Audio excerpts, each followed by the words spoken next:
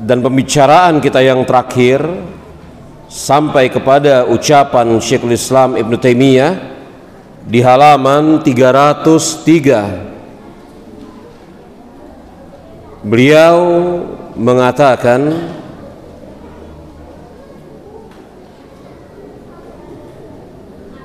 bala budda ayyabkiullahu minal mu'minin man huwa zahir ila qiyamis sa'ah fa iza mata kullu mu'min faqad ja'at sa'ah. Bahkan akan senantiasa ada kaum mukminin yang akan Allah Subhanahu wa taala tolong mereka, dan keadaan ini akan apabila telah mati seluruh orang-orang yang beriman, maka tegaklah hari kiamat. Sampai di situ pembicaraan kita ya. Kita lanjut. Wa hadza kama fil hadisil ilm. Dan sebagaimana disebutkan di dalam hadis ilmu, di mana Rasulullah SAW bersabda, innallaha la yaqbidul ilma intiza'an yantazi'uhu minan nasi walakin yaqbidul ilm biqabdil ulama fa iza lam yabqa alimun ittakhazan nasu ru'usan juhala fasu'ilu fa'afto bi ghairi ilm fadallu wa adallu. Yang artinya, sesungguhnya Allah Subhanahu wa taala tidak akan mengambil ilmu dengan sekaligus mencabutnya dari sisi manusia. Sesungguhnya Allah Subhanahu wa taala tidak mengambil ilmu secara sekaligus dengan cara mencabut ilmu tersebut dari manusia. Walakin yakbidul ilma biqabdin ulama. Akan tetapi Allah Subhanahu wa taala mengangkat ilmu dengan wafatnya para ulama. Faiza lam yabqa alimun ittakhadha nasu ru'usan juhala. Maka apabila tidak tersisa satu orang pun alim, maka manusia akan mengambil ilmu dari penghulunya, orang-orang jahil. Ru'usan itu penghulu,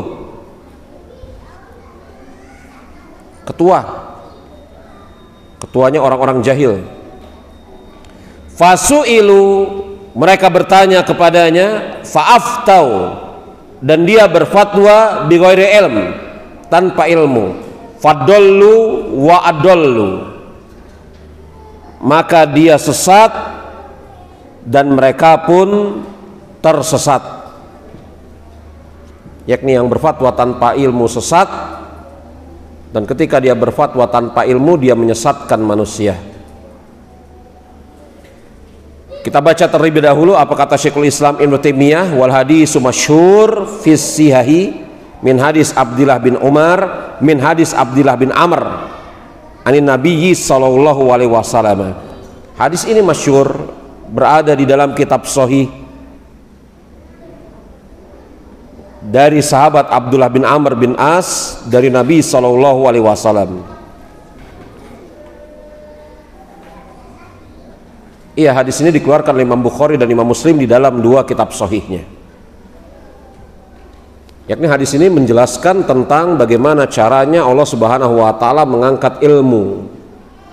Ilmu itu tidak diangkat oleh Allah Subhanahu wa taala dengan diangkat dari dada-dadanya manusia, Tetapi ilmu itu diangkat oleh Allah Subhanahu wa taala dengan cara dimatikannya ulama satu persatu, sehingga apabila tidak tersisa seorang pun ulama, maka manusia ketika kemudian mengambil ilmu dan bertanya, mereka mengambil ilmu dan bertanya kepada orang-orang jahil. Orang-orang jahil itu pun berfatwa, yang dengan fatwa tersebut manusia mengikutinya, orang jahil tersebut tersesat dan mereka menyesatkan manusia. Ini maksud dari hadis ini. Kita lihat hadis sebelumnya, sesudahnya. Ya. Fa'in kila, apabila dikatakan fafil hadisi Ibni Mas'udin wa ghairihi annahu qala, jika dikatakan dalam hadis Abdullah bin Mas'ud dan yang lainnya, Rasulullah Shallallahu Alaihi Wasallam bersabda,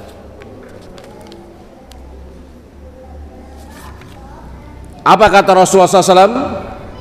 Yasri alal Qur'ani falayabqa fil masahifi minhu ayatun wala fi suduri minhu ayatun.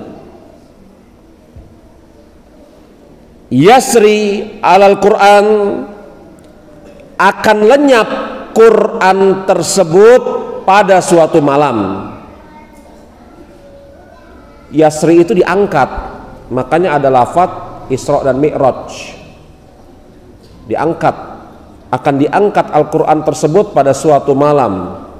Fala yabqa fi masahifi minhu ayatun wala fi suduri minhu ayatun, maka tidak tersisa di dalam mushaf satu pun ayat, juga tidak tersisa di dalam hati-hati manusia walaupun hanya satu ayat.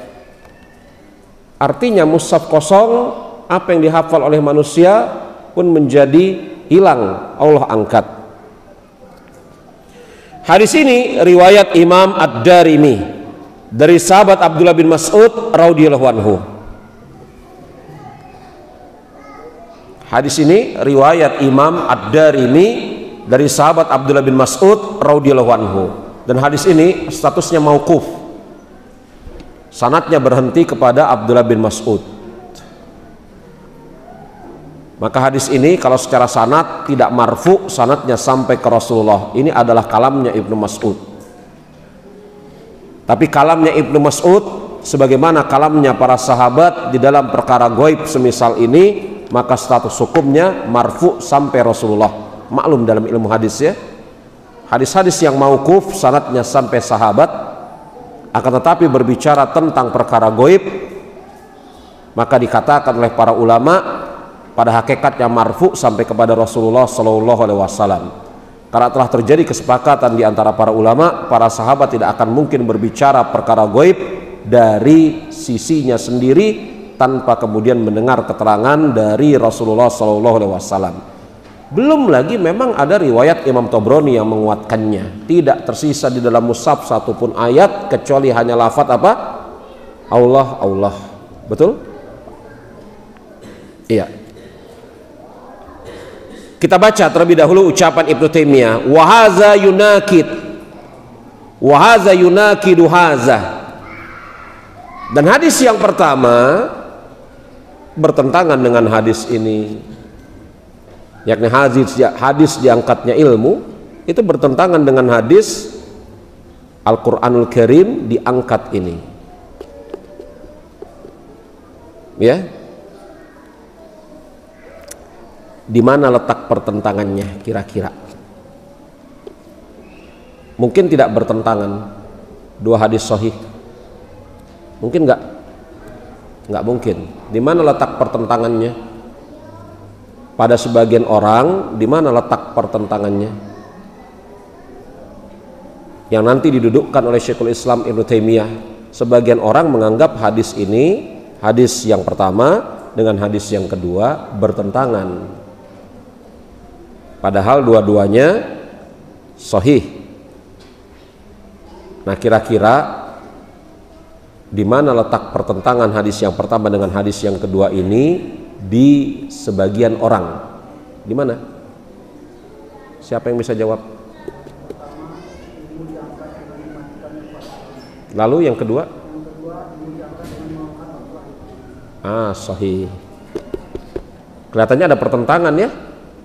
Ilmu diangkat dengan dimatikannya para ulama. Sedangkan di hadis yang kedua ini, ilmu diangkat dengan diangkatnya Al-Qur'anul Karim. Nampaknya ada pertentangan di sana. Lalu yang benar yang mana?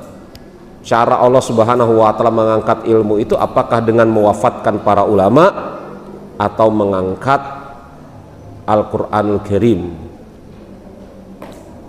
Sebenarnya nggak bertentangan dua hal ini. Ya. Karena yang pertama, nanti kita baca ucapan Ibnu Taimiyah. Saya khulasah, saya ringkas di sini. Matinya para ulama yang dengan sebab itu ilmu terangkat itu tidak terjadi sekaligus. Dia adalah proses bertahap, satu demi satu para ulama yang menjadi rujukan umat wafat. Iya kan? Sampai kemudian di suatu waktu tidak ada satupun ulama. Loh Ustadz, iya, bukankah kalau ada seorang ulama yang mati maka akan digantikan oleh ulama yang lain? Kan tadi telah kita bicarakan dari kesempatan kemarin tadi pagi, betul ya? Nah, itulah yang dalam tanda kutip muskilkan oleh sebagian orang. Muskil itu apa? Yang dianggap bertentangan oleh sebagian orang. Bukankah apabila seorang ulama mati maka Allah Subhanahu wa taala akan gantikan dengan ulama-ulama yang lain? Jawabannya iya, betul memang. Tapi kemudian seorang ulama mati digantikan ulama yang lain, seorang ulama mati digantikan oleh ulama yang lain. Kan telah kita sampaikan tadi pagi bahwasanya tidak mesti digantikan itu jumlahnya sama, betul gak? Andai kata ada dua yang mati, belum tentu tergantikan dua, bisa jadi hanya satu, tapi ada gantinya sih. Coba deh, ketika 3 orang imam di zaman ini meninggal, siapa yang menggantikan mereka? Apakah ada 3 orang, semisal 3 imam yang akan saya sebutkan namanya ini di masa ini?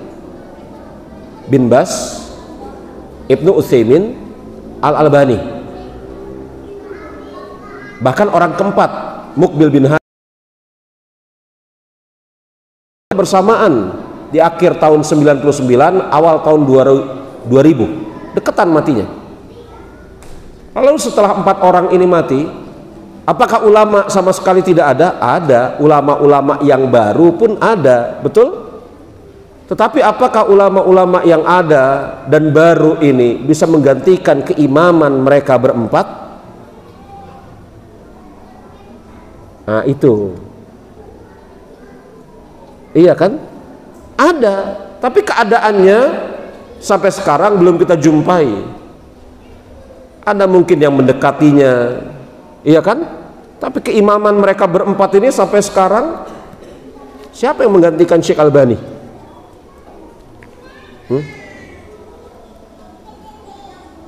Nampaknya belum ada sampai sekarang. Memang ada ulama-ulama yang menggantikan ulama-ulama. Namanya ulama itu kan bertingkat-tingkat kedudukannya. Mati 4 mereka, ada yang menggantikan. Yang menggantikan mungkin lebih dari 4, mungkin kurang dari 4, tetapi tidak semisal mereka. Iya kan? Maka kalau kemudian misalnya ada yang mati 4, kemudian Allah gantikan 2, yang 2 ini mati Allah gantikan 1, kan lama-lama habis. Kapan habisnya para ulama? Menjelang hari kiamat, ketika merata kebodohan. Iya enggak?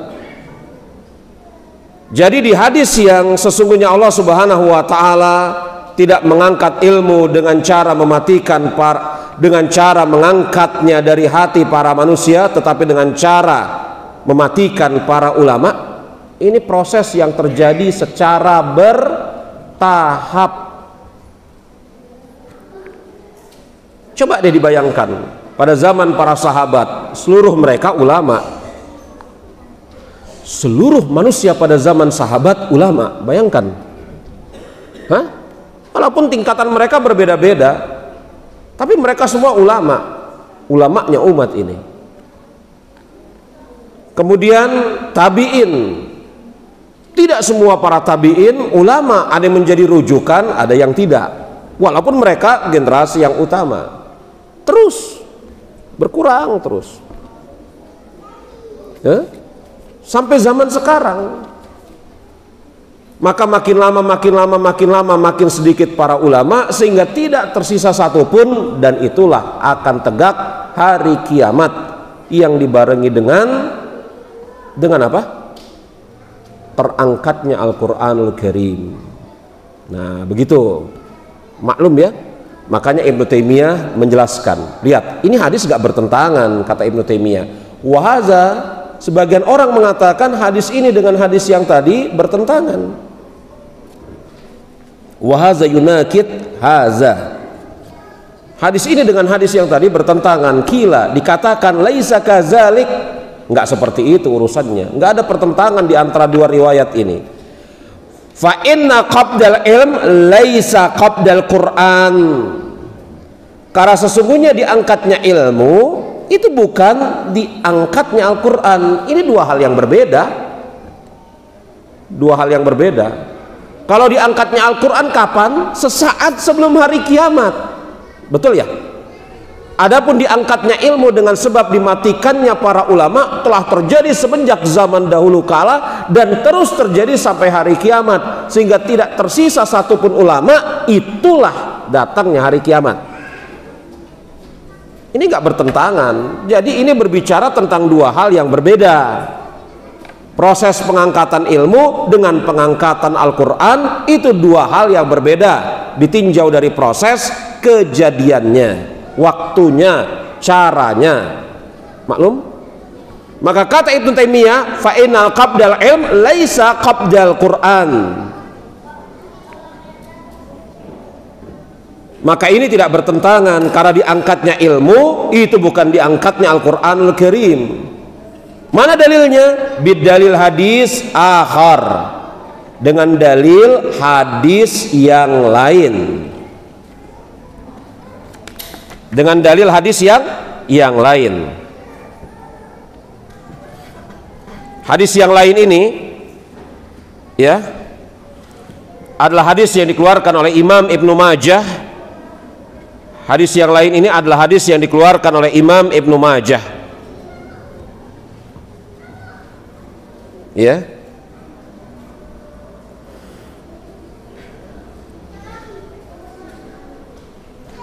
Haza awana yuqbadu ilm faqala ba'dul ansar,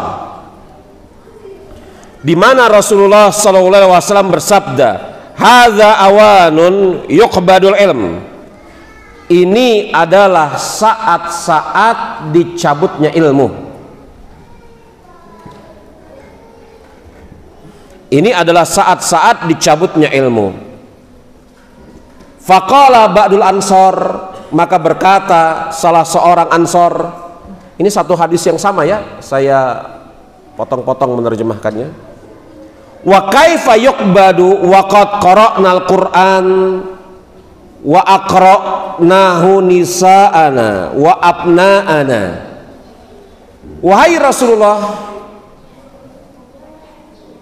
bagaimana mungkin ilmu dicabut sedangkan kita senantiasa membaca Al-Quran, dan Al-Quran itu juga dibaca oleh istri-istri kita dan anak-anak kita?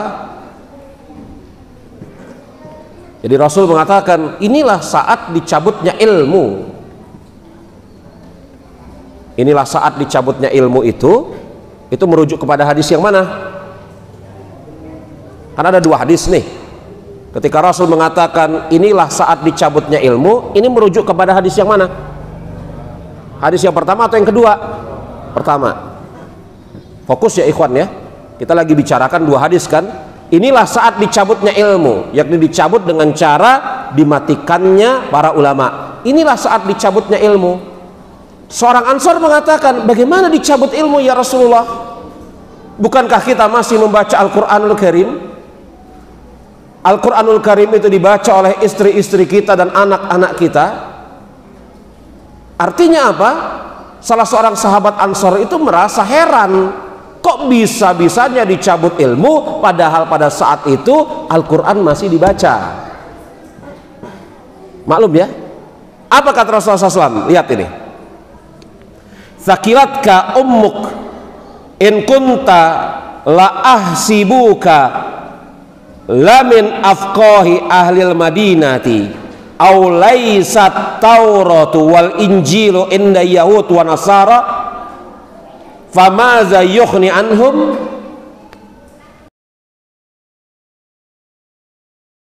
Betapa malangnya ibumu. Ya, ini sakilat ka ummuk, ini betapa malangnya ibumu. Ini omongan biasa di sisi orang Arab ya, bukan sedang dalam rangka nyumpahin. Biasa ini. Biasa. Ya, jadi orang yang tidak mengerti bahasa Arab dan tidak mengerti tata cara orang Arab bertutur kata, maka sebagian mereka menganggap ucapan ini adalah sumpah serapah. Rasul nyumpahin apa? Sahabat. Enggak begitu. Ya. Ini adalah tata cara orang Arab di dalam berbicara.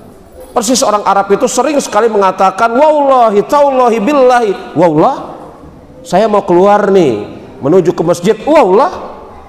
Sering sekali orang Arab begitu. Betul itu demi Allah katanya. Ini bukan dalam rangka orang Arab itu senang sekali bersumpah, enggak. Memang itu yakni apa? Lahjah mereka, kebiasaan mereka, syakal mereka kayak gitu. Syakal mereka kayak gitu, yakni kebiasaan mereka kayak gitu. Yuk pergi ke masjid, wallah. Bayangkan coba. Nazab ila masjid, wallah. Lucu kan? Yuk kita pergi ke masjid demi Allah. Iya, ke masjid. Nah, kita nggak terbiasa dengan syakal kayak gini ya, karena perbedaan budaya ya. Tapi orang Arab biasa itu.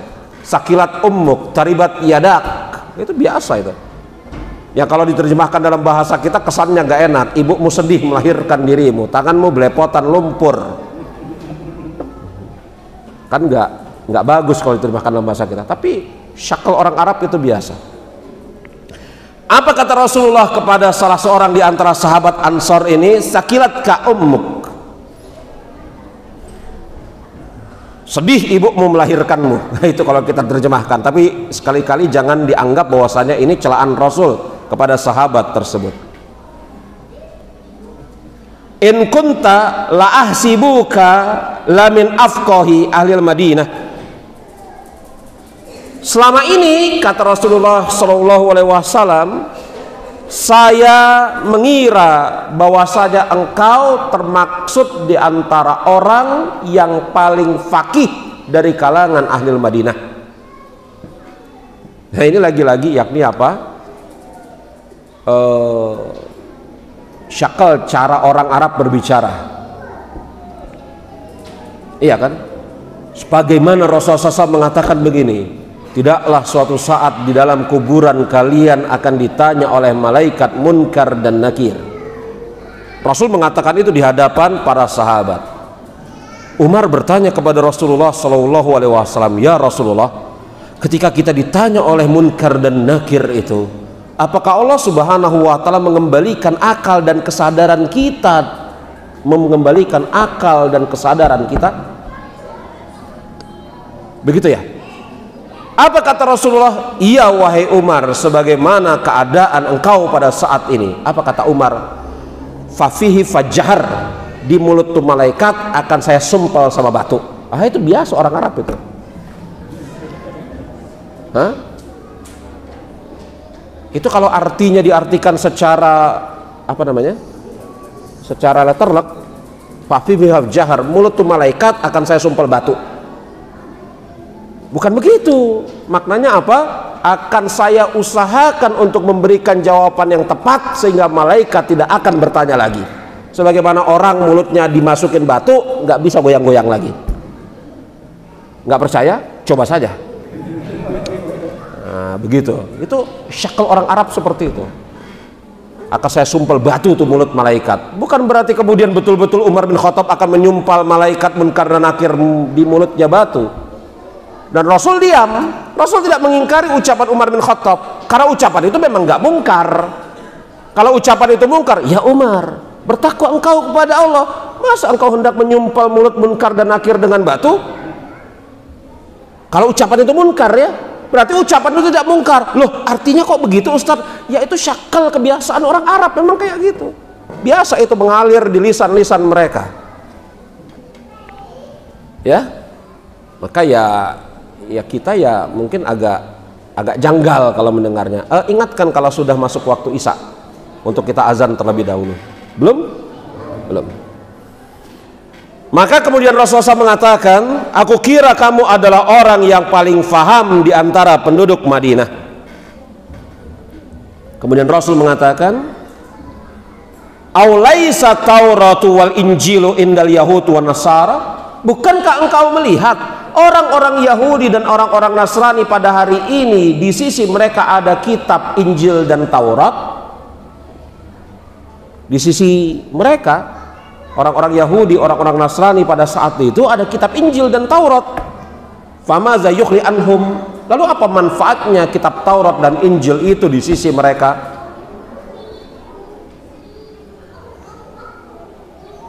Ini ucapan Rasulullah sallallahu alaihi wasallam, sabda Rasul sebagaimana kemudian hadis yang dikeluarkan oleh Imam Ibnu Majah dari sahabat Ziyad bin Labid radhiyallahu anhu. Jadi sahabat Ziyad bin Labid ini loh, ya, yang salah seorang Ansor yang bertanya kepada Rasulullah.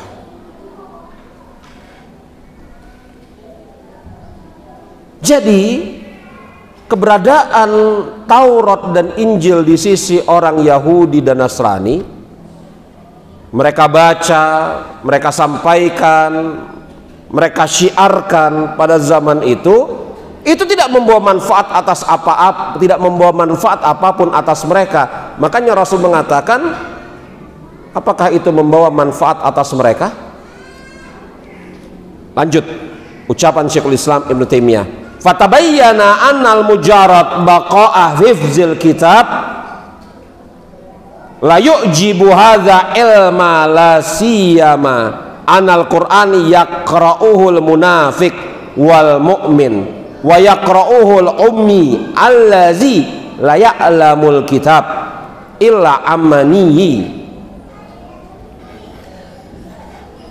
Fatabayyana, Rasulullah SAW menjelaskan di dalam hadis di atas, anna mujarrad, bahwa semata-mata hifzil kitab, menghafal Alkitab yakni Al-Quran, la yu'jibu haza ilma, dan terpeliharanya ilmu agama ini. Jadi menghafal Al-Quran di satu sisi, terjaganya agama dengan keberadaan para ulama di sisi yang lain. Loh kok bisa begitu? Lanjut ucapan Ibnu Taimiyah. Azan ini ya? Belum ya? Kata Ibnu Taimiyah Syekhul Islam, anal Quran yaqra'uhul munafiq wal mu'min wa yaqra'uhul ummi allazi la ya'lamu alkitab illa amanihi. Karena Al-Quran itu dibaca oleh orang-orang munafik, juga dibaca oleh orang-orang mukmin. Al-Quran dibaca oleh orang-orang ummi yang tidak mengetahui isi kandungan Al-Quran kecuali hanya sekedar bacaan saja. Betul, Al-Quran dibaca oleh orang-orang tertentu yang mereka tidak memahami bacaan tersebut kecuali hanya sekedar bacaan Siapa contohnya? Bagus, ahsan, Khawarij. Yaqra'ul Quran, kata Rasulullah sallallahu alaihi wasallam. Khawarij membaca Al-Quran. Khawarij membaca Al-Quran. Iya. Kemudian Rasul menyebutkan tentang keadaan orang-orang Khawarij. Mereka membaca Al-Quran. Yang Al-Quran tersebut tidak sampai ke tenggorokannya, cuman di mulut aja. Sampai tenggorokan aja enggak, apalagi turun ke hati. Di penghujung hadis tersebut Rasul mengatakan, ketika mensifatkan orang-orang Khawarij dan bagaimana keadaan mereka, Rasul mengatakan, yamrukuna minad din kama yamrukuna sahmu minar ramiyah. Mereka itu melesat dari agama sebagaimana melesat anak panah dari busurnya. Padahal mereka membaca Al-Quran.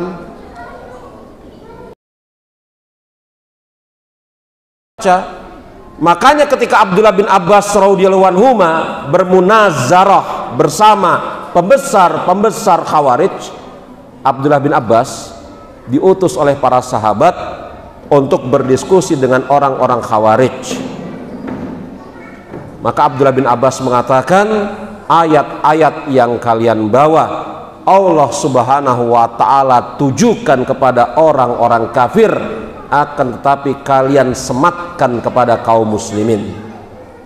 Mereka baca Quran, mereka berdalil dengan Al-Quran, tetapi dalil yang mereka pakai itu nggak tepat. Kenapa? Karena mereka tidak mengilmuinya, tidak memahaminya.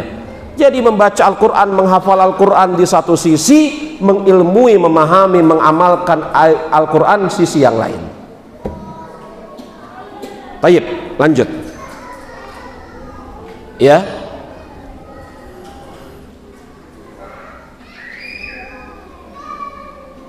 Wa yaqra'unal ummi allazi la ya'lamul kitaba illa amanihi.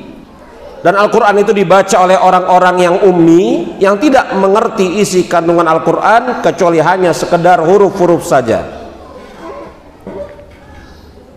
Wa qala Al-Hasan Al-Basri, dan berkata Imam Hasan Al-Basri, ini ucapan bagus. Apa kata Imam Al-Hasan Al-Basri? Al-ilmu ilmani, ilmun fi qalbi wa ilmun ala lisani. Fa ilmu qalbi wa ilmun nafi'u wa ilmu lisani hujjatullahi ala ibadihi. Kata Imam Hasan Al-Basri, seorang ulama dari kalangan tabi'in, Al-Hasan bin Abdul Hasan Al-Basri,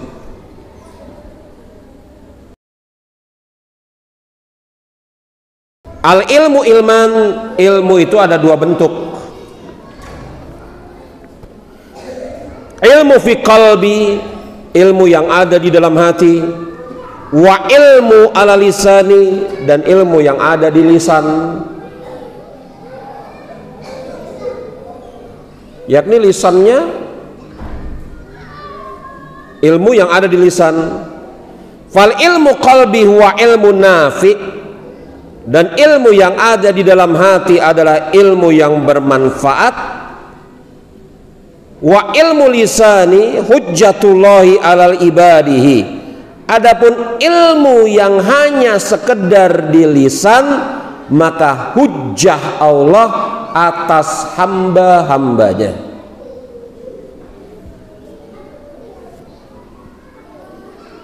Jadi ilmu yang bermanfaat itu ilmu yang ada di dalam hati, yang kemudian terpancar lewat perbuatan amal soleh dan keimanan.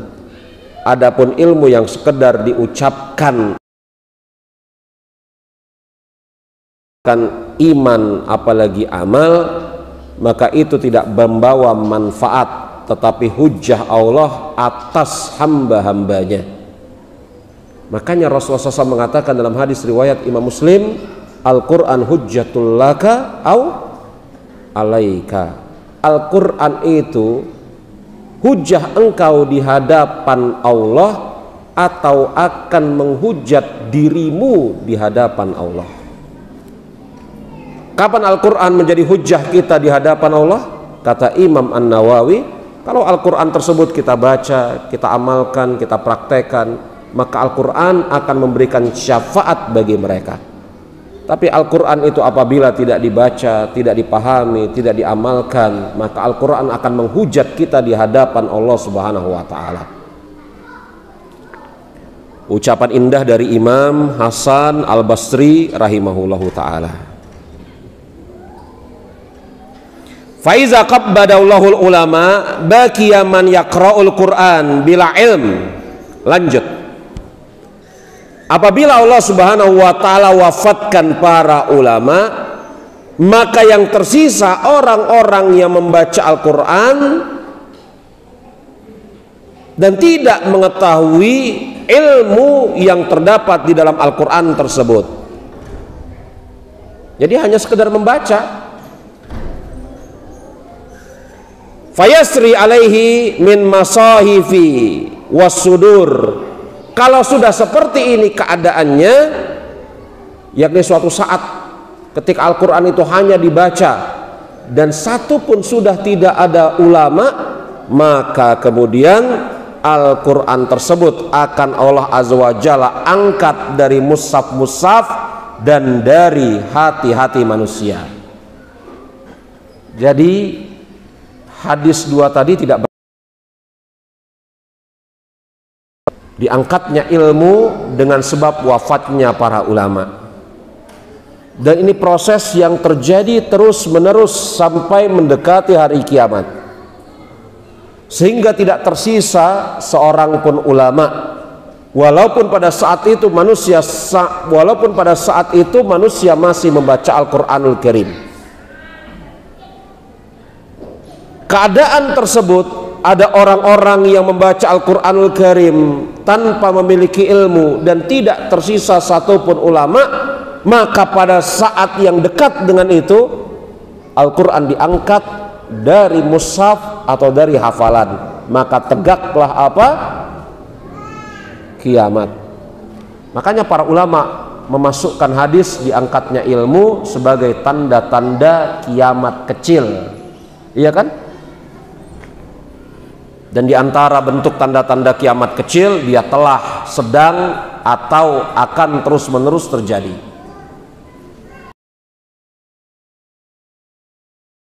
Diangkatnya Al-Quran dari mushaf, maka ini tanda kiamat besar. Tidak terjadi kecuali nanti menjelang hari kiamat.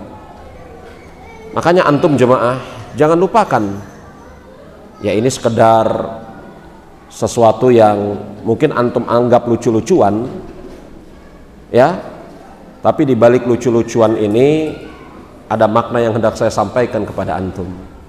Jangan lupa setiap hari lihat Al-Quran. Bangun pagi lihat, masih ada hurufnya enggak? Ya, kan antum ketawa kan? Maksudnya dibaca, bos. Dibaca Al-Quran itu. Bayangkan kalau misalnya antum buka Al-Quranul Karim di suatu pagi tidak ada hurufnya lagi. Nah, coba ya. Iya. Makanya periksa Al-Quran. Baca Al-Quranul Karim. Ya.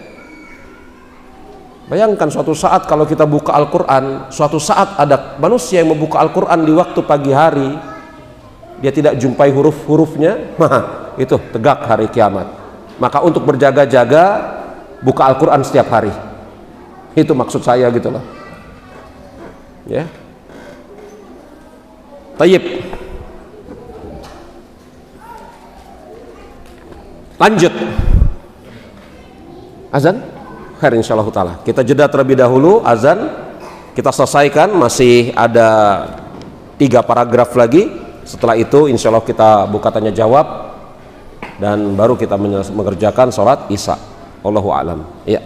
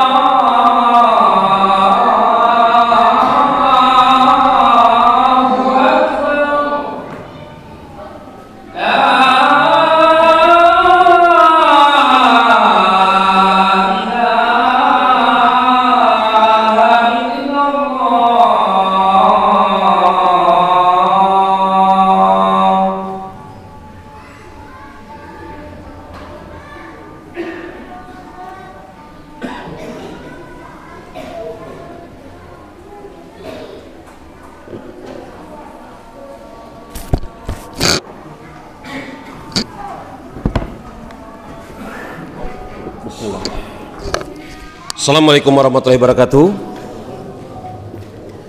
Kita lanjutkan pembahasan kita dan kita sampai ke lembar-lembar terakhir, paragraf-paragraf terakhir dari pelajaran kita. Masih di halaman 304 dikatakan di sana, fa in qila, apabila dikatakan, fa in qila, apabila dikatakan, fa fil hadisi Huzaifata allazi fi sahihaini, di dalam hadis Huzaifah bin Yaman yang dimaksud, yang terdapat di dalam dua kitab sahih, Sahih Bukhari dan Sahih Muslim yang dimaksud, anahu haddasahum, bahwasanya beliau menceritakan, yang beliau ini maksudnya Huzaifah, bahwasanya beliau menceritakan tentang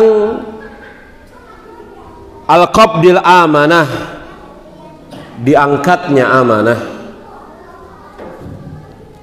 Yang diangkat oleh Allah Subhanahu wa taala itu macam-macam, amanah, ilmu,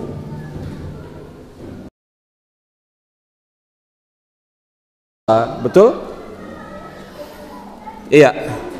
Di dalam hadis Huzaifah bin Yaman yang dikeluarkan oleh Imam Bukhari dan Imam Muslim, di mana beliau bercerita tentang diangkatnya amanah.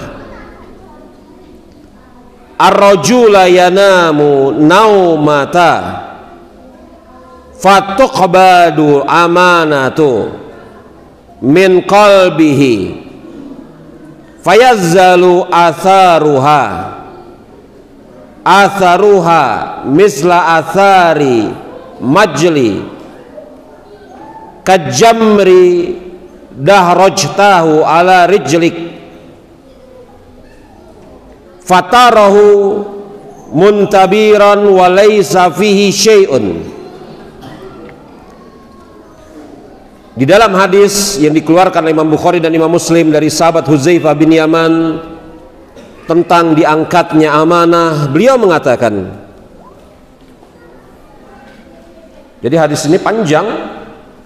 Huzaifah menceritakan tentang fitnah yang terjadi.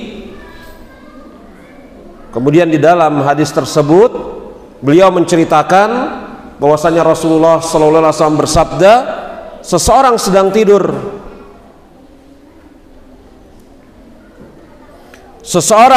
tidur, sejenak, lalu dicabutlah amanah dari dalam hatinya, sehingga yang tersisa hanya sedikit saja.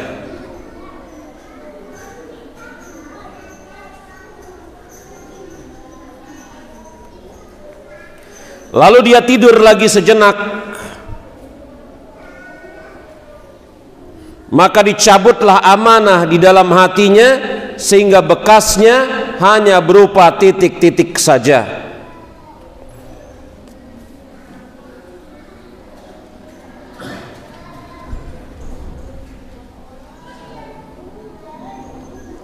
Seperti bara api yang mengenai di atas kakimu, ala rijlik, yang mengenai di atas kakimu, lalu timbullah luka yang engkau tidak melihat apa penyebabnya. Ya, apinya mati, menyisakan luka, maksudnya begitu. Seseorang tidur sejenak, lalu dicabutlah amanah dari dalam hatinya, hingga hanya tersisa sedikit saja. Lalu dia tidur lagi, dicabut amanah dari dalam hatinya, hingga hanya tersisa titik-titik saja. Seperti seseorang yang di atas kakinya terkena bara api dan menimbulkan luka, adapun dia tidak tahu apa yang menyebabkan kakinya terluka.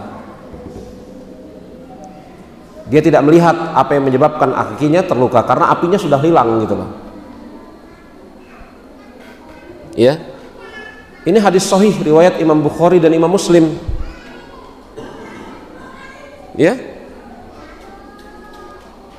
Ini hadis zon saya, sebagian besar di antara antum belum pernah mendengarnya. Betul ya? Atau mungkin sudah pernah mendengarnya tapi antum nggak ngeh. Karena hadis ini sebenarnya ada dalam kitab Riyadhus Shalihin. Iya, hadis ini ada di dalam kitab Riyadhus Shalihin. Yang namanya kitab Riyadhus Shalihin, ya maklum ya, sebagian di antara kita pernah membacanya, pernah mendengarnya, pernah mengkhatamkannya, sedang mempelajarinya. Hadis ini ada dalam kitab Riyadhus Shalihin, dikeluarkan oleh Imam Bukhari dan Imam Muslim dari sahabat Hudzaifah bin Yaman radhiyallahu anhu. Lanjut. Kila, kata Syekhul Islam Ibnu Taimiyah, wal qabdul amanati wal imani laisa huwa qabdul ilmi. Sekali lagi kata Ibnu Taimiyah, diangkatnya amanah dan iman bukan diangkatnya ilmu. Ini sesuatu yang berbeda. Ilmu diangkat, keimanan diangkat. Ilmu diangkat itu sesuatu yang berbeda. Masing-masing ada pembicaraannya. Fa innal insan qad yu'ta imanan ma'an naqsin ilmihi. Karena ada manusia yang diberikan keimanan oleh Allah Subhanahu wa ta'ala, kadar ilmunya kurang. Dan ada ini ya, tidak setiap orang beriman ilmunya sampai pada derajat yang sama, maklum ini. Famislu hazal iman qad yurfa'u min sadrihi. Sebagaimana iman Allah Subhanahu wa ta'ala angkat dari hati-hati manusia, kal imani Bani Israel lama ra'al ijla, sebagaimana keimanan Allah Subhanahu wa ta'ala cabut dari Bani Israel lihat patung seekor anak sapi. Patung seekor anak sapi. Wa amma man u'tiya ilma ma'al iman fahaza la yurfa'u min sadrihi. Andai kata berpadu ilmu bersama keimanan, maka tidaklah terangkat keduanya dari hati manusia.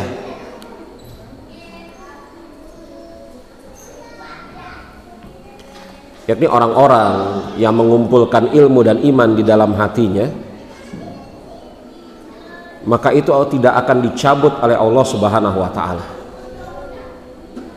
Apa sih maksud ucapan Ibnu Taimiyah? Begini jemaah, saya salah tadi di dalam menerangkan paragraf ini, harusnya saya beri pendahuluan dulu, agak rumit untuk memahaminya. Begini, kenapa seseorang bisa keluar dari agama, murtad, nauzubillah, ya, atau pembahasannya, pertanyaannya kita lebarkan, kenapa seseorang bisa keluar dari manhaj salaf yang sebelumnya dia berada di dalamnya?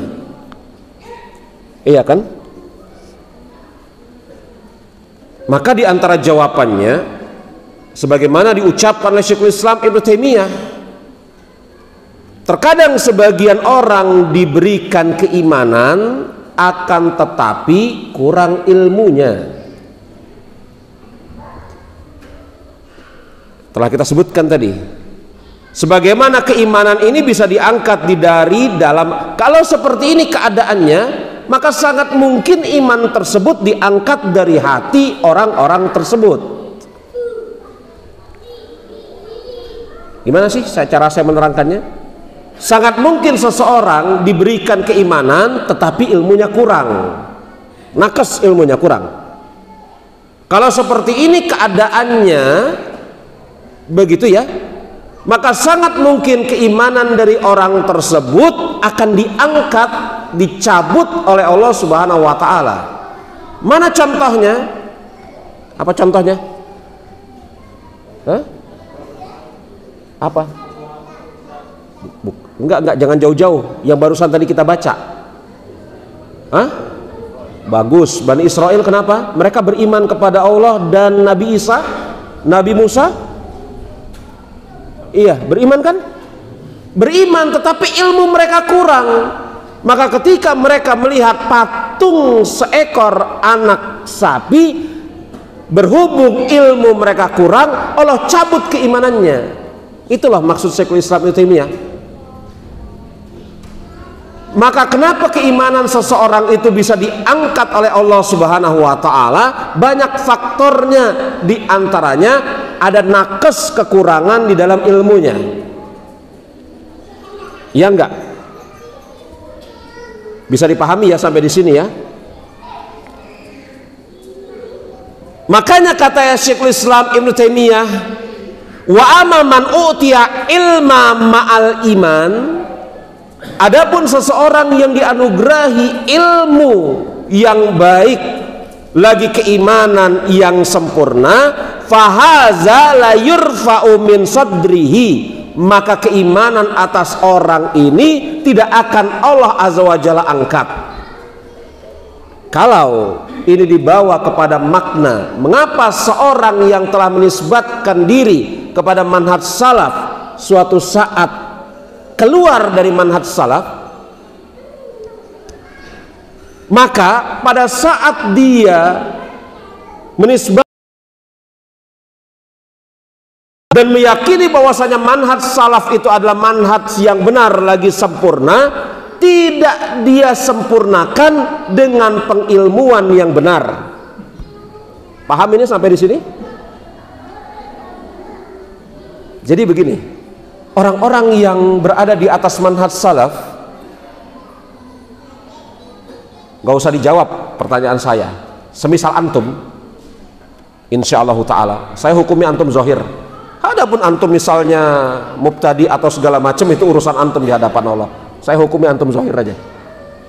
Ya, kita diperintahkan untuk menghukumi manusia secara zahir. Adapun antum misalnya haroki, mubtadi, itu urusan antum di hadapan Allah Subhanahu wa ta'ala. Saya hukumi antum secara zahir. Jawab pertanyaan saya pada saat ini. Apakah antum, jangan dijawab secara lisan, pikirkan saja jawabannya. Apakah antum meyakini manhaj salaf adalah manhaj yang hak? Kalau jawaban yang ada di benak antum adalah iya, berarti antum telah diberikan keimanan dalam wujud menyatakan kebenaran di atas manhaj salaf. Betul? Tapi kenapa seseorang yang berada di atas manhaj salaf, sebagian di antara mereka ada yang cabut? Cabut istilahnya, ya, bahasa anak Jakarta pinggiran. Kapok, tobat, karena keimanan yang mereka miliki tidak kemudian mereka sempurnakan dengan ilmu, ya gak? Nah itu pentingnya. Maka jangan sekali-kali usai berbahaya, bos. Hah? Saya telah menjadi seorang salafi, lalu ya saya mengaji kepada siapa saja. Berbahaya, bos. Mengaji kepada siapa saja itu tidak menyempurnakan ilmu, tetapi bahkan malah mencoreng ilmu yang telah dimiliki sebelumnya. Jangan merasa aman.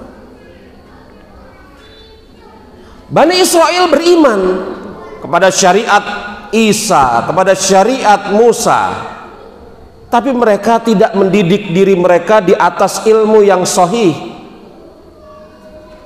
Maka ketika Allah Subhanahu wa ta'ala uji mereka dengan adanya patung sapi, mereka menyembah patung sapi tersebut, terangkatlah keimanan dari sisi mereka. Persis seperti sebagian salafi pada hari ini. Itu jawaban yang ada di benak antum. Meyakini bahwasanya manhaj salaf adalah manhaj yang benar, insya Allah itu yang ada di benak antum, tetapi tidak dibarengi dengan menyempurnakan dengan ilmu yang bermanfaat, maka rentan sekali akan sampai na'udzubillah min zalik, kita berlindung kepada Allah dari apa yang akan saya sebutkan, cabut dari manhaj salaf. Maka supaya bisa istiqomah di atas manhaj salaf, diantaranya jangan pernah bosan belajar. Belajar ilmu yang sahih dari orang-orang yang memang menyerukan kepada ilmu yang sahih. Lanjut. Iya. Mislu haza la yartadu anil Islam qattu bi khilafi mujarrad Quran au mujarrad iman. Ya. Adapun orang-orang yang dianugerahi ilmu yang disertai dengan keimanan, maka imannya tidak akan dicabut dari dalam hatinya, dan orang ini tidak akan mungkin murtad. Nggak mungkin, karena keimanannya itu akan semakin kuat berbarengan dengan ilmu yang dia miliki. Betul gak? Iya nggak? Dia sudah punya ilmu, maaf, dia sudah beriman. Kita tahu konsep Ahlussunnah, iman bertambah berkurang, dan di antara hal yang bisa menguatkan keimanan adalah ilmu yang sahih. Maka ketika seseorang telah memiliki keimanan dan dia perkuat lagi dengan ilmu yang sahih, imannya menjadi semakin kuat. Kalau kesibukannya adalah senantiasa menyempurnakan ilmunya, maka imannya semakin kuat. Kalau dari hari-hari terus imannya semakin kuat, maka orang yang modelnya seperti ini tidak akan tergoyahkan dengan sebab apapun. Kan begitu ya? Maka kata Syekhul Islam Ibnu Taimiyah, adapun orang-orang yang dianugerahi ilmu yang disertai dengan iman, maka iman tidak akan dicabut dari dalam hatinya, dan orang-orang seperti ini tidak akan mungkin murtad. Wa hadza la yartadu anil Islam qattun.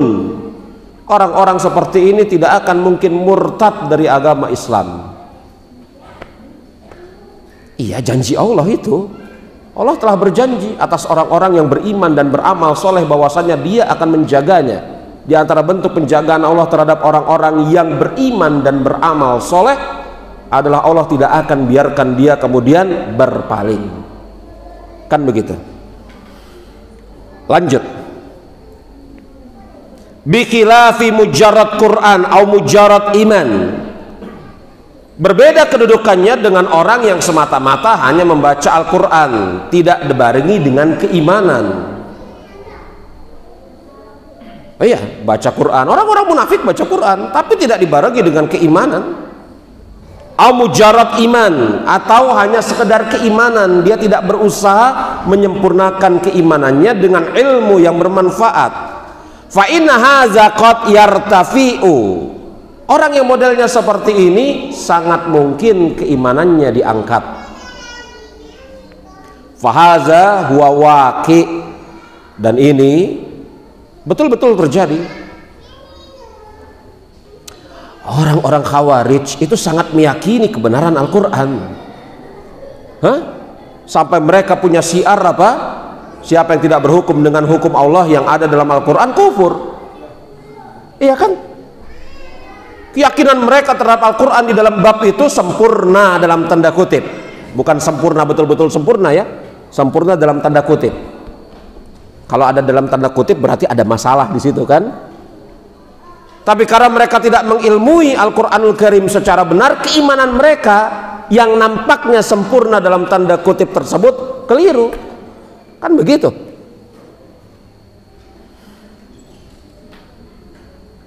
Lakin kata Syekhul Islam Ibnu Taimiyah, aktsaru manajidu riddati fiman indahul Quran bila ilmi wal iman. Bahkan banyak kasus kemurtatan yang kita jumpai, riddah itu berpaling, murtad, membelot atau semisalnya, ya, itu terjadi pada orang-orang yang membaca Al-Quran bila ilmi wal iman, tanpa dibarengi dengan ilmu dan keimanan. Au man indahu imanun bila ilm wal Quran, atau pada orang-orang yang memiliki keimanan tetapi tidak memiliki ilmu. Fa amaman u'tiyal Quran wal iman fahasala fihi ilmu fahaza la yurfa'u min sadrihi. Sekali lagi Ibnu Taimiyah menegaskan, adapun orang-orang yang dianugerahi oleh Allah Subhanahu wa taala Al-Qur'an, yakni ilmu dan keimanan, maka orang seperti ini tidak akan dicabut keimanan tersebut dari dalam hatinya. Allahu a'lam. Jadi paragraf terakhir Imam Ibnu Taimiyah ini hendak menjelaskan kepada kita apa sebab orang itu bisa murtad padahal dia telah beriman sebelumnya. Atau apa sebab seseorang itu bisa keluar dari manhaj salaf padahal sebelumnya dia telah meyakini dan mengimani akan kebenarannya. Salah satu sebabnya adalah karena dia tidak sempurnakan keimanannya tersebut dengan ilmu yang bermanfaat. Seseorang bisa keluar dari manhaj salaf setelah sebelumnya dia yakini akan kebenarannya karena dia tidak menyibukkan diri dengan ilmu yang bermanfaat. Maka ketika datang sedikit saja syubhat, maka dia goncang, dia berpaling, dia futur. Na'udzubillah min zalik. Allahu a'lam. Selesai pembicaraan dan penerjemahan risalah ini. Ini nampaknya satu-satunya daurah yang saya baca risalah tersebut dari awal sampai akhir dan saya terjemahkan. Ya, kata per kata saya baca dan saya terjemahkan. Antum ingat kita pernah membahas Raf'ul Malam an Imatil Alam, betul? Di sini juga. Maka tidak setiap kata-katanya saya baca dan saya terjemahkan, ya kan? Tapi ini kata-katanya saya baca dan saya terjemahkan. Ya. Maka saya katakan saya tuntut atas antum yang menulis terjemahannya untuk mengetik dengan rapih dan kemudian ngirim ke saya. Baik, ada yang mau ditanyakan, saya persilahkan. Waktu kita sampai sekitar jam 8 apabila ada yang hendak ditanyakan. Saya bingkai pertanyaannya terkait dengan materi kita, jangan bertanya kemana-mana. Silahkan. Ada ikhwan? Ada yang hendak ditanyakan?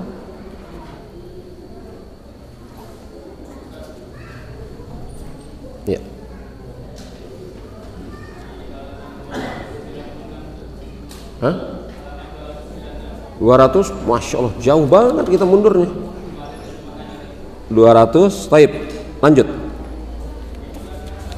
200, tar. 296, ya. Paragraf yang mana? 296 yang di mana? Wa yahtamilu annahu fi akhir dunya wa la yabqa musliman ila qalil. Itu lalu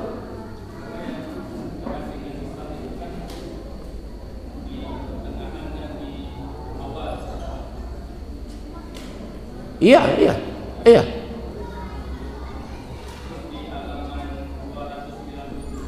297.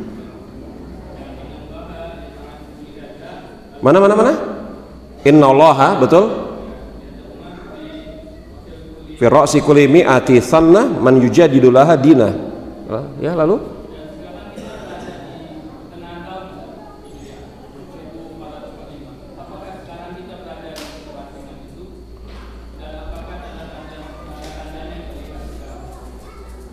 Allahu a'lam bissawab. Kalau kemudian kita nisbatkan kepada bahwasanya mujaddid di abad ini seperti Syekh Al-Albani rahimahullahu taala memang wafat di akhir dari tahun 1400, betul? Syekh Al-Albani kan wafat di akhir abad ke-15. Pergantian antara ini, ya saya rasa kemudian ulama Ahlussunnah pada zaman ini banyak yang dalam tanda kutip mengatakan Syekh Al-Albani mujaddid. Dan memang bahwasanya beliau wafat itu di sekitar tahun 1400-an, harus diingat ya, di penghujung 100 tahun Hijriah, tidak mesti tahun ke-99, nggak mesti begitu.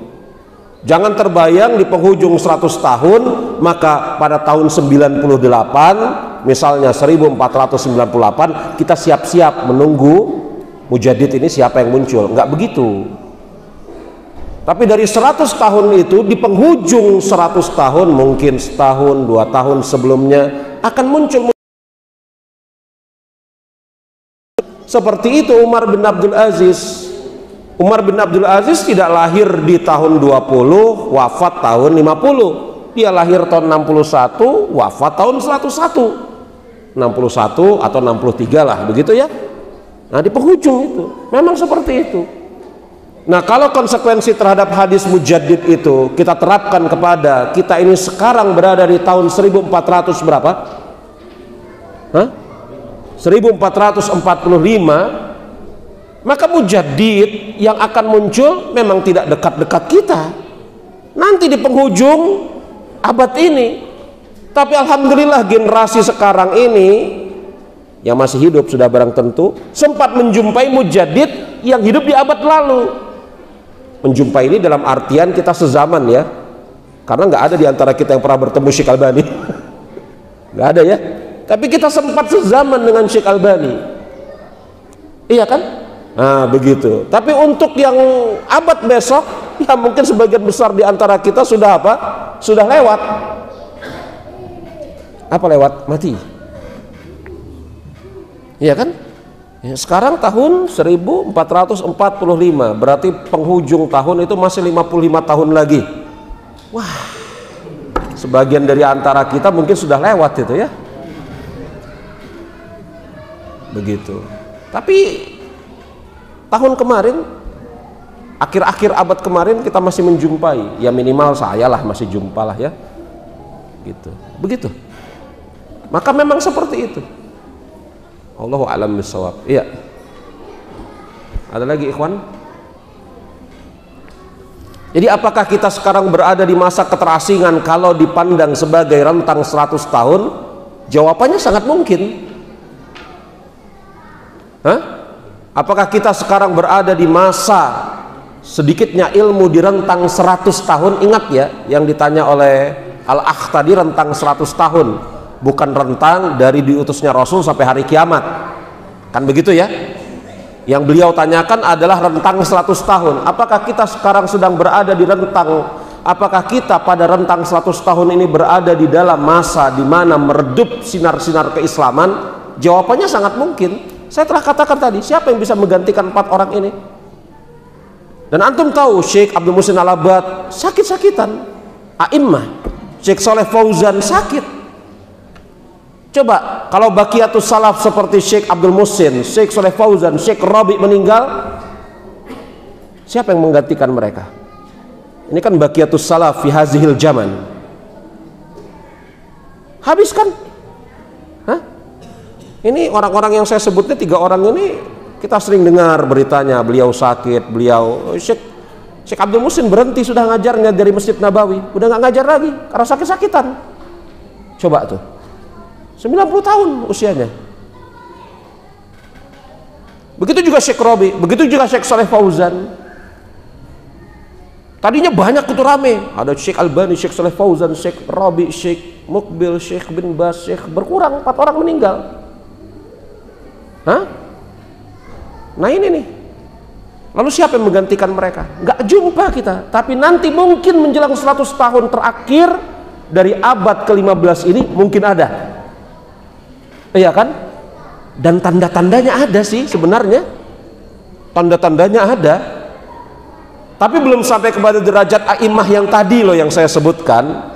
A'immah yang tadi itu Syekh Saleh Fauzan, Syekh Rabi, Syekh Mukbil, Albani, Ibn Bas, Ibn Utsaimin, Abdul Razak Afifi, Abdul Muhsin Al-Abbad. Belum sampai kepada titik-titik itu gitu loh. Tapi tanda-tandanya ada. Tapi ini orang belum sampai kepada derajat itu. Tapi kita berharap baik. Kita berdoa kepada Allah Subhanahu wa taala supaya beliau ini sampai kepada derajat itu, Allah panjangkan usianya. Siapa? Syekh Saleh Utsaimin. Oh, ini luar biasa Syekh Saleh Utsaimin ya. Syekh Saleh Utsaimin. Ini luar biasa orang ini. Luar biasa. Alhamdulillah saya pernah bermajelis dengan beliau. Itu kalau menyampaikan ilmu itu seakan-akan ilmu itu semuanya ada di benak dia, di mata dia. Luar biasa Syekh Saleh Utsaimin. Ya. Kuliah mafatil ilmunya itu luar biasa, taksil ilminya itu luar biasa.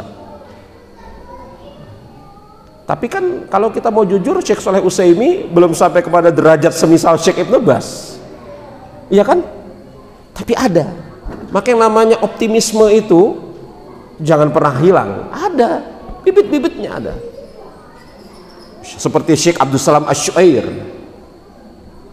guru di Masjid Nabawi, itu kalau menjelaskan tentang hadis cuman bawa 1 halaman, 1 kertas.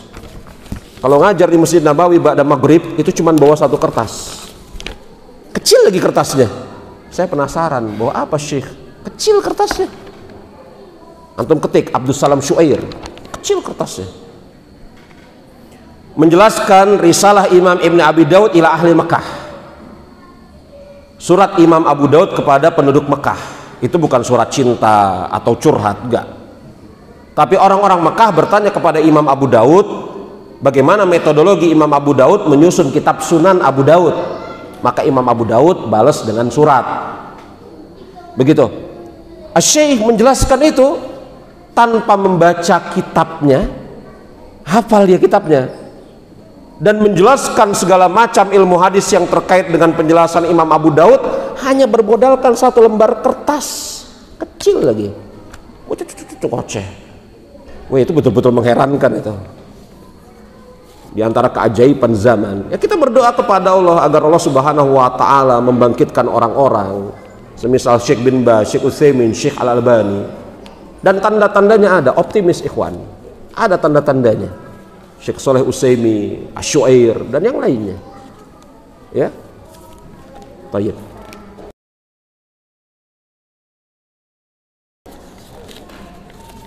Ada? Nah, kalau tidak kita tutup ini. Saya pikir mau bertanya. Padahal.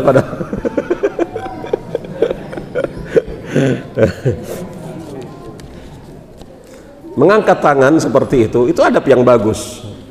Tetapi itu uraf. Begitu ya. Di majelis para ulama yang nggak ada yang angkat tangan gitu. Tapi nggak apa-apa, saya bukan katakan itu perkara yang buruk, itu uruf yang bagus di negeri kita. Tapi kalau kemudian kita belajar misalnya di Masjid Nabawi, Masjidil Haram, begitu ya, atau kemudian di halaqoh, ada apa kata Syekh? Mau bertanya antum? Enggak, Syekh mau izin ke kamar mandi. Mereka tidak terbiasa ya. Uruf itu uruf bagus. Saya tidak, na'udzubillah min zalik, saya tidak sedang membuli al-akh yang keluar, enggak, na'udzubillah min zalik. Itu uruf yang bagus, betul, itu uruf yang bagus. Tetapi ini tidak maklum di sisi orang-orang Arab. Ya, uruf yang bagus ini. Ini mau apa? Saya pikir mau ke belakang. Padahal banyak apa? Iya. Ciri-ciri apa? Fisik. Ya.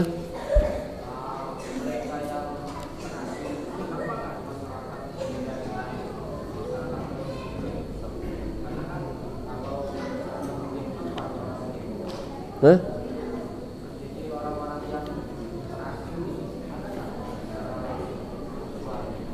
Ya ciri-ciri enggak begini ya. Ya saya paham pertanyaannya. Para ulama mengatakan bahwasanya Ahlus Sunnah itu memiliki nama yang lain, semisal Firqatun Najiyah, semisal Taifah Mansurah, semisal Al-Ghuraba, semisal Salafus Soleh Salafi.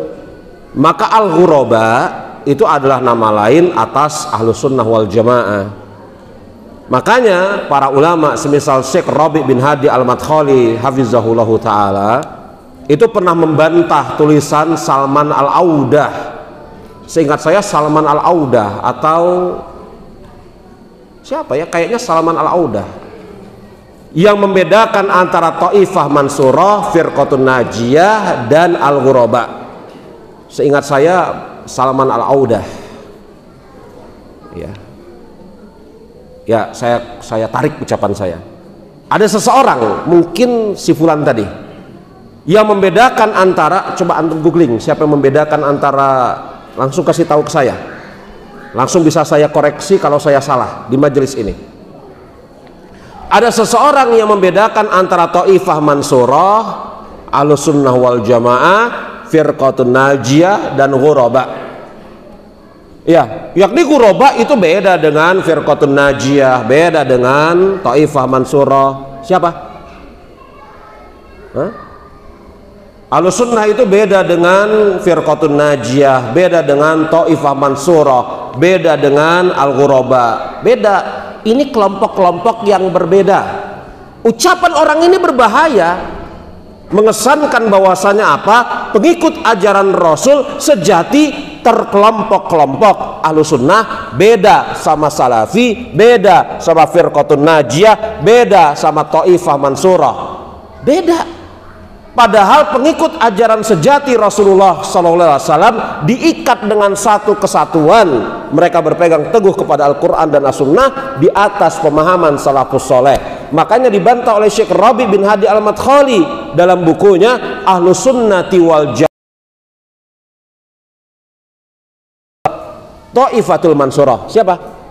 Salman Al-Audah. Alhamdulillah, nggak salah saya. Salman Al-Audah. Rajul ini namanya Salman Al-Audah. Membedakan antara Taifah Mansurah, Al-Ghuraba, Firqatun Najiyah, Ahlul Hadis, Salafi itu beda, kata Salman Al-Audah.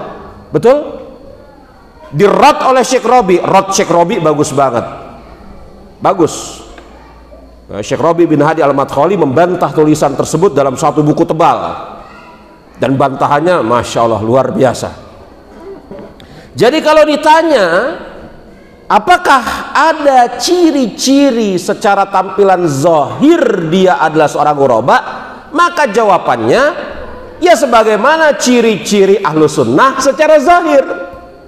Iya kan?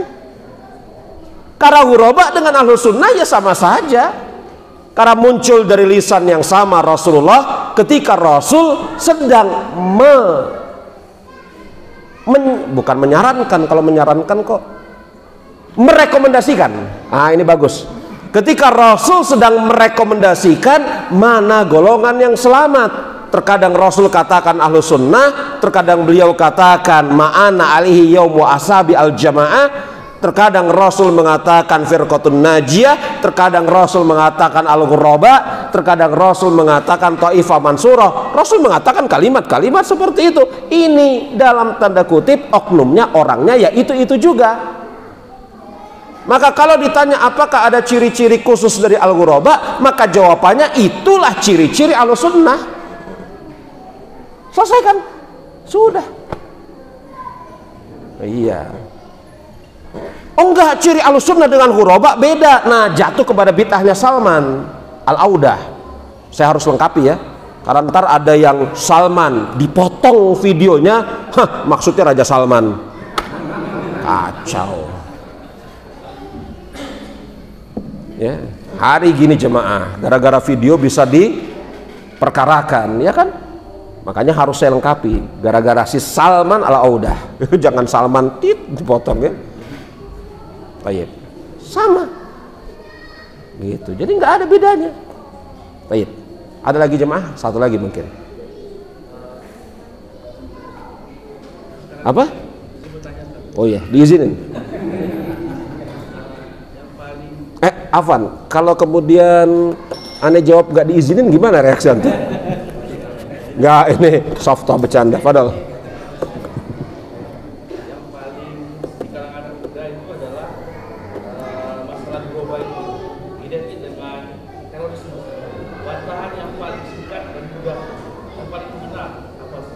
Enggak, ghuraba itu bukan teroris, bukan. Ghuraba itu nama lain dari Ahlussunnah wal Jamaah, sebagaimana jawaban saya atas pertanyaan abang tadi. Sebagaimana Ahlussunnah wal Jamaah melarang untuk memberontak kepada pemimpin kaum muslimin, mengangkat senjata kepada mereka dan seterusnya, begitu juga ghuraba itu nama lain. Sebagaimana akidah kadang-kadang dikatakan akidah, kadang-kadang dikatakan sunnah, kadang-kadang dikatakan tauhid, kadang-kadang dikatakan manhaj, kan begitu. Itu nama yang satu, istilahnya beraneka ragam, ada sih perbedaan-perbedaannya, gitu kan? Tapi merujuk kepada titik yang sama. Kalau kemudian sebagian anak muda menganggap ghuraba itu adalah identik dengan terorisme, maka mereka yang salah memahami. Karena mungkin baca buku Salman Al-Audah. Yang membedakan antara Ahlussunnah dengan ghuraba. Yang tidak boleh memberontak itu Ahlussunnah. Kalau kami ghuraba boleh. Ah, itu mungkin. Saya sendiri nauzubillah nggak mau baca buku itu, ngapain? Bukunya Syekh Robi, bantahan terhadap buku itu saya baca. Saya nggak perlu baca bukunya Salman Al-Audah, harus saya lengkapi. Ya. Tapi saya baca bukunya Syekh Robi, bantahan terhadap itu. Ya, ketika saya baca bukunya Syekh Robi, ya saya tahulah kira-kira apa yang diucapin oleh Salman Al-Audah. Nggak perlu kan? Ya. Karena kalau mau mengetahui apa namanya, misalnya misalnya mau mengetahui kesalahan suatu buku, antum jangan baca bukunya terlebih dahulu. Kalau kemudian antum baca bukunya Salman Al-Audah, kemudian mati gimana? Hah? Lagi baca bukunya Salman Al-Audah kemudian mati, maka apa? Maka ya mati di atas keadaan membaca buku Salman Al-Audah. Akhirnya itu, maka lebih baik baca buku yang langsung membantah. Sebagian teman-teman kadang-kadang ada yang kurang kerjaan, rasa ingin tahunya tidak pada tempatnya. Oh, Syekh Robi membantah buku Salman Al-Audah, betul. Bukunya Salman Al-Audah kayak apa sih? Saya pengen baca terlebih dahulu. Nggak perlu. Ngapain antum? Capeknya 2 kali. Pertama baca bukunya Salman Al-Audah yang nggak perlu, kemudian harus membaca bukunya Syekh Robi, harus dong. Kalau antum kemudian membaca bukunya Salman Al-Audah berhenti, nggak boleh. Harus antum baca buku bantahan terhadap buku tersebut, bukunya Syekh Robi, kerja 2 kali. Lagian kalau antum baca bukunya Salman Al-Audah kemudian mati bagaimana? Belum sempat baca bantahannya, maka syubhat yang kemudian akan dibawa di alam kubur. Nah, hati-hati tuh. Ya, sebagian teman-teman ada yang kurang kerjaan, rasa tahunya tidak pada tempatnya. Saya nggak baca bukunya Salman, cuman tahu judulnya tok gitu loh. Itu ya. Nggak ada bedanya. Ahlussunnah maklum, sebagaimana kata Imam Ahmad, usul sunnah indana, pokok-pokok sunnah di sisi kami, jihad bersama ulil amri, larangan memberontak kepada mereka. Itu kata a'immatuna Imam Ahmad. Itu ahlussunnah, itu juga quraba, itu juga ahlul hadis, Thaifah Mansurah dan yang lainnya. Dampak buruknya membedakan istilah-istilah ini salah satunya itu. Begitu ya. Ada satu lagi.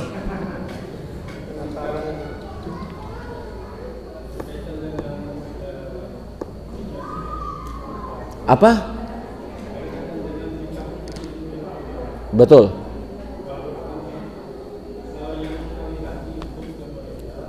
Yang apa? Yang apa? Iya. Betul. Iya.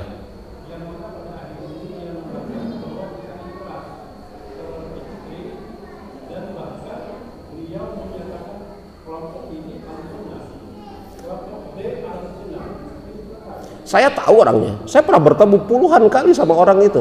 Orang itu rojul itu ada di Malang. Saya tahu. Saya tahu rojul itu hazar rojul di Malang itu. Saya tahu.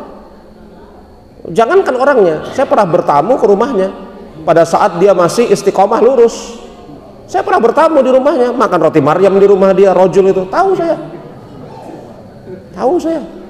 Lalu apa yang ditanyakan?